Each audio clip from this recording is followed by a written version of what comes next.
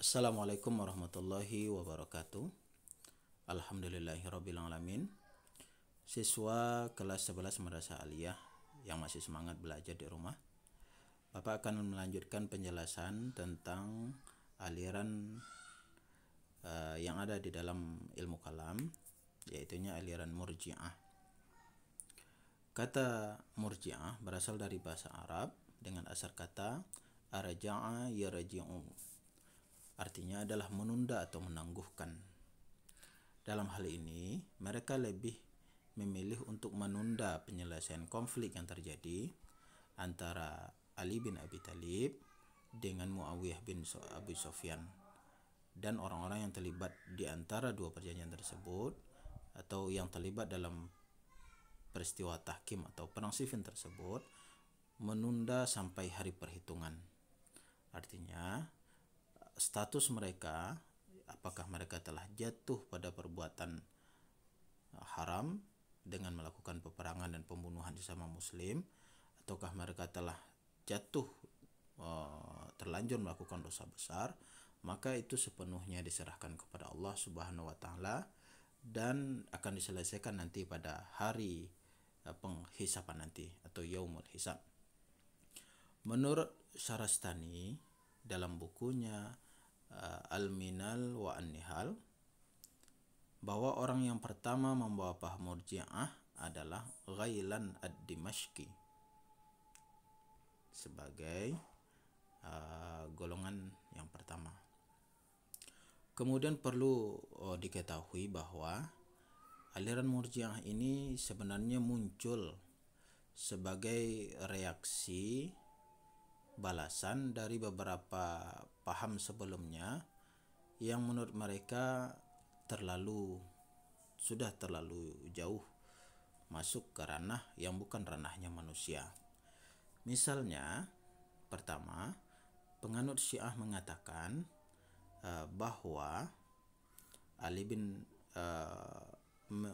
penganut Syiah mengatakan dan menyalahkan bahkan cenderung mengafirkan orang-orang seperti sahabat Nabi Abu Bakar, Umar dan Utsman sebagai orang-orang kafir dengan tuduhan mereka telah merebut jatah jabatan yang seharusnya jatah jabatan itu diberikan kepada Ali bin Abi Thalib, tetapi telah dirampas atau dirampok oleh Khalifah Abu Bakar, Umar dan Utsman. Kemudian juga muncul sebagai Murji'ah ini sebagai jawaban dari aliran Khawarij yang menghukum kafir Muawiyah bin Abi Sufyan, pendukung-pendukungnya, karena mereka telah memerangi Ali bin Abi Thalib sebagai khalifah yang sah.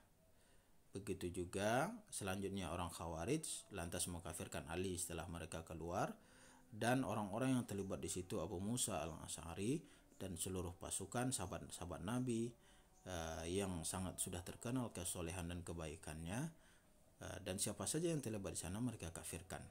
Murji'ah lahir untuk menjawab tuduhan-tuduhan ini.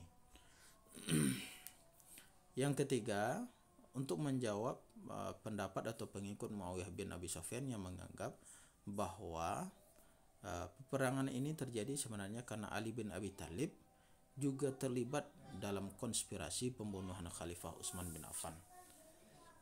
Jadi aliran Murji'ah ini sebenarnya adalah jawaban dari aliran Syiah yang mudah mengkafirkan sahabat-sahabat Nabi, kemudian Khawarij dan Muawiyah. Sehingga yang menjadi doktrin ajaran dari Murji'ah ini atau pokok-pokok pendapat mereka ini, satu, menunda hukum atas Khalifah Ali, Muawiyah, Amr bin As dan Abu Musa al-Asy'ari dan semua orang yang terlibat dalam tahkim, dan untuk penyelesaiannya ditunda sampai hari kiamat kelak sebagai hakim yang maha adil Allah Subhanahu wa taala, karena itu sudah menjadi ranah hak Allah Subhanahu wa taala siapa yang menghakimi bagaimana dan akan memberikan hukuman seperti apa. Biarkan itu menjadi hak Allah, karena tidak mungkin manusia terlibat di sana. Apalagi orang yang dituduhkan kafir itu adalah sahabat-sahabat Nabi yang mulia. Yang dituduhkan itu adalah istri Nabi, yang dituduhkan itu adalah menantu Nabi, yang dituduhkan itu adalah anak paman Nabi atau sahabat-sahabat Nabi yang mulia. Jadi itu tidak mungkin. Yang kedua, mereka kemudian menyerahkan keputusan kepada Allah atas posisi orang mukmin setelah dia melakukan dosa besar. Apakah dia menjadi orang kafir atau tetap keimanannya sebagai orang mukmin, atau diampuni oleh Allah Subhanahu wa taala, semuanya diserahkan kepada Allah untuk mengambil keputusan. Yang ketiga, meletakkan pentingnya amal daripada meletakkan pentingnya iman yang berada di dalam dada, di dalam sudur, daripada amal pekerjaan yang tampak secara zahir. Menurut mereka, iman itu hanya ada di dalam dada dan dia tidak tampak. Kemudian amal itu adalah pekerjaan yang dapat dinilai baik dan buruknya. Akan tetapi antara amal dengan iman itu tidak saling berkaitan, tidak saling mempengaruhi. Seorang bisa saja telah melakukan perbuatan jahat dan itu tidak berpengaruh kepada imannya, bukan landasan karena imannya. Atau dia berbuat baik, itu bukan karena amal ibadah, kalau bukan karena keimanan yang dilakukannya. Yang keempat, memberikan penghargaan kepada muslim yang berdosa besar, memberikan pengharapan kepada muslim yang berdosa besar untuk memperoleh ampunan dan rahmat Allah Subhanahu wa taala. Jika Allah berkehendak dan berkeinginan untuk mengampuni orang tersebut, maka dia akan mendapatkan ampunan dari Allah. Pada tahap selanjutnya, aliran Murji'ah kemudian pecah menjadi sekte-sekte atau kelompok-kelompok yang cukup banyak sekali. Namun, dari kelompok yang banyak tersebut dapat dikelompokkan menjadi dua. Satu, Murji'ah, golongan Murji'ah yang moderat. Golongan Murji'ah yang moderat ini, tokoh-tokoh yang masuk ke dalam golongan Murji'ah ini seperti Al-Hasan bin Muhammad bin Ali bin Abi Thalib, Abu Hanifah, Abu Yusuf, dan beberapa ulama hadis di masanya. Golongan ini berpendapat bahwa orang mukmin yang melakukan dosa besar bukanlah kafir dan mereka tidak kekal di dalam neraka, tetapi mereka akan dihukum di dalam neraka sesuai dengan besar dan kecilnya dosa yang telah dilakukannya, dan ada kemungkinan bahwa Allah Subhanahu wa taala akan mengampuni dosa-dosanya nanti. Kemudian Murji'ah ekstrim. Ekstrim ini yang Murji'ah yang dengan kelompok yang berlebih-lebihan.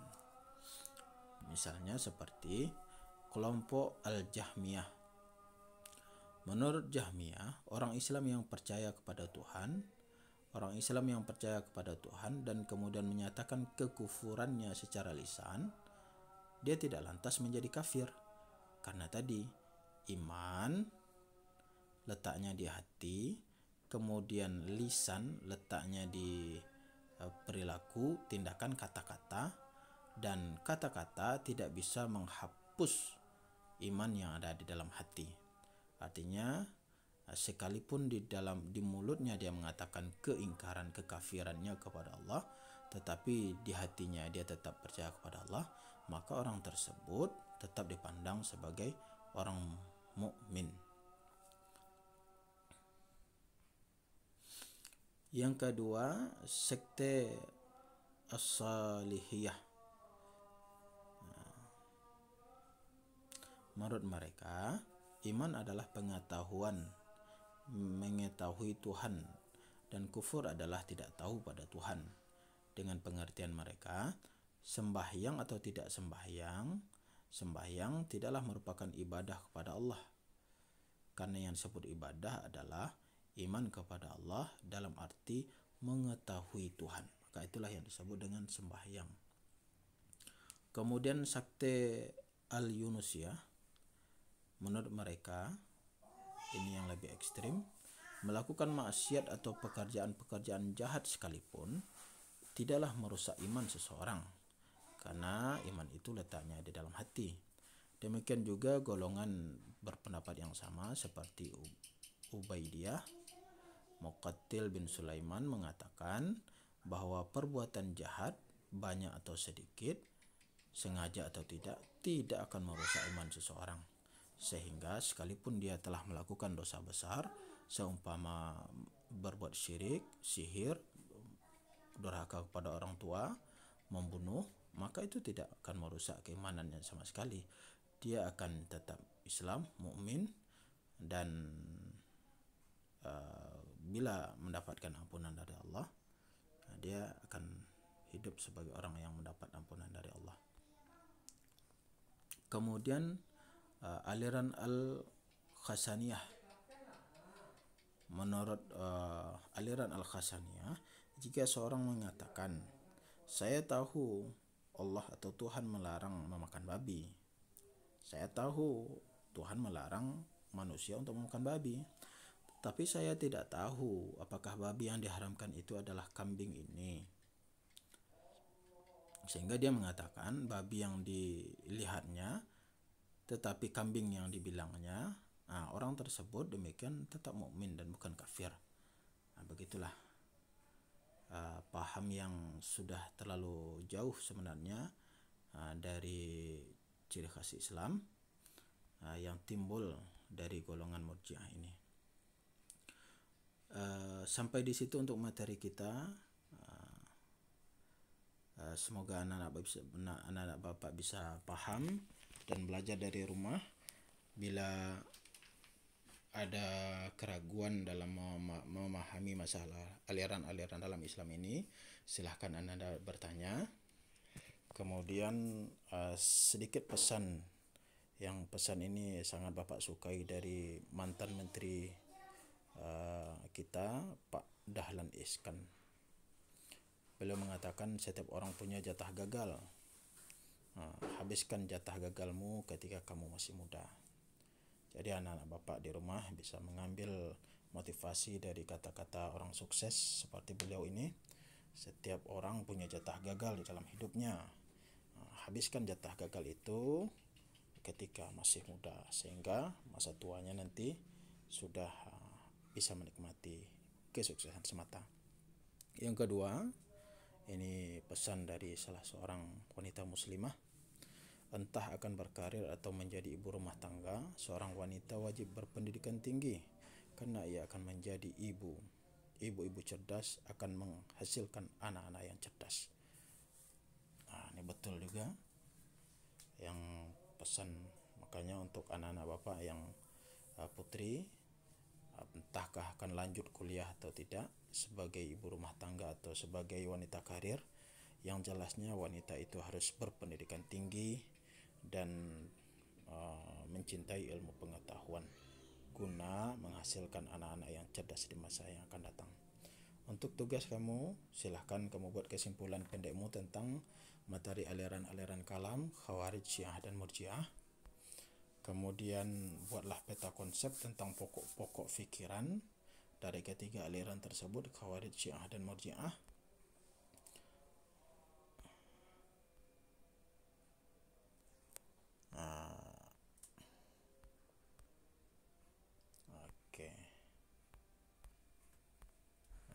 Setelah itu selesai. Billahi taufik wal hidayah. Assalamualaikum warahmatullahi wabarakatuh.